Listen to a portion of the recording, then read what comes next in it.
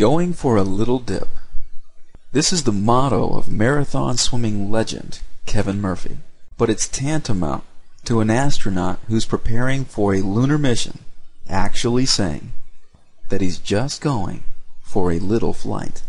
But as you say, my theme was I'm just going for a little dip. I was explaining that I sort of over the years I've had my problems. I've sort of in Loch Ness I went unconscious for 6 hours and went down in fact with hypothermia. But the people in the boat pulled me out, and I was saying that sort of is an indication that what I do is a team effort. And I was also, I think, if I remember, I also said that when I'm actually swimming, I hate it while I'm in there. I spend the entire time thinking, what the hell am I doing here, and when can I get out? What I enjoy doing, what I enjoy is finishing. Yeah. I enjoy the adrenaline rush of actually completing a swim and doing and overcoming all the odds. At the start of the swim, there's almost a fear factor of what, not fear of what is out there and what's underneath me and so on, but fear of what I'm going to be doing to myself.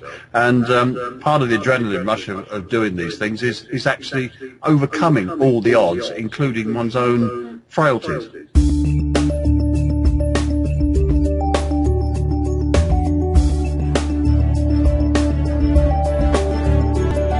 The scale that marathon swimming champion Kevin Murphy uses is like few others, and he is the quintessential master of the understatement. But Open Water's source will not permit his achievements to be understated in this interview, because he is truly a master of marathon swimming. In fact, Kevin Murphy has subjected himself to swims so long and so cold that few can fathom his feats. 52 hours in the English Channel, 3 times across the North Irish Channel between Ireland and Scotland, 34 times between England and France, and 50 years of marathon swimming experience in multitudes of waterways around the world. Going for a little dip. It sounds so innocent and playful, doesn't it? But nothing that Kevin Murphy does is easy. On land, he is an accomplished journalist who covers many of the world's tragedies and wars. He places himself in harm's way, and yet he somehow lives to tell stories another day. Similarly, he can tell stories of his accomplishments in the water for hours on end. Engaging stories, true stories, incredible stories of courage, honestly told from the heart of a champion. Your host for this exclusive presentation is Stephen Munatones, an International Marathon Swimming Hall of Fame inductee.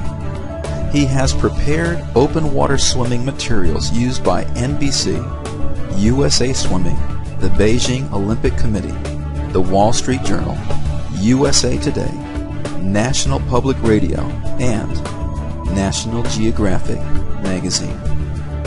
And now, Open Water Source is pleased to present your host, Stephen Munatones, who takes us across time zones for a little dip with Kevin Murphy, the Little Dipper in marathon swimming. Good morning, Mr. Murphy. We're here at Open Water Wednesday, and I understand that you're in a very cool part of the world right now. Yes, in fact, I'm in my office, which is a little log cabin at the back of where I live, and the temperature in this office is, I would guess, somewhere about 10 or 12 degrees centigrade. What's that, about 50 degrees Fahrenheit, because the temperature outside here hasn't crept above freezing point for a month now, or until today. So I'm wrapped up a little. Yeah, and where you live is about 15 miles north of London, I understand? Yes, I live in St Albans, a place called Bricket Wood, in just about 15 miles northwest of London. Actually, it's actually quite a famous place. It's the old Roman town of Verulamium, and it was, in fact, the Roman capital of Britannia. The old A5 Roman road is actually just about 500 yards away from me here. Wow, wow. And in that area, where do you normally swim and train for all your great marathon exploits? Well, I've got a little local swimming pool, which is only actually about 200 or 300 yards away from me, but that's only about 20 yards long. So on a daily basis, I might do 2 or 3 miles in that. But really, most of my training is done during the winter in indoor swimming pools or in the Serpentine Lake, which is about 20 miles away from here in central London, or down in Dover, and Dover being about a 2-hour drive from here. Okay. And how often do you get in the water now? That because you've recovered from a heart attack about a year ago, correct? Yes, but that's to be honest, that's the least of my problems just at the moment. I get in the water. Normally I would be getting in the water sort of this time of year, 3-4 times a week, and I would tend to be training with the masters. There's a masters session about half an hour's drive away, and I would go, as I say, about 3 or 4 times a week. And it's quite a good master session. There's people there who hold world records and all sorts of things.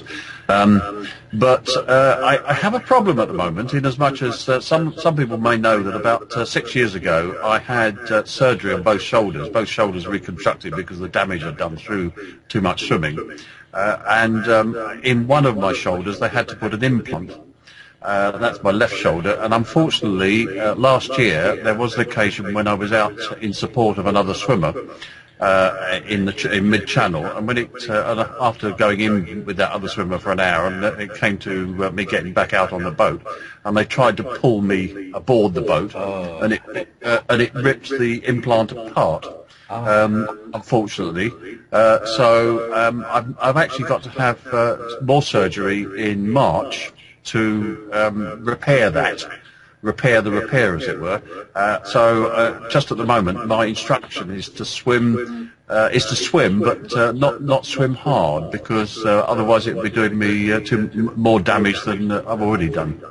Wow, wow, and well, you're a tough man, and you've overcome lots of adversity in the water before, so I don't see any problem in getting over this one.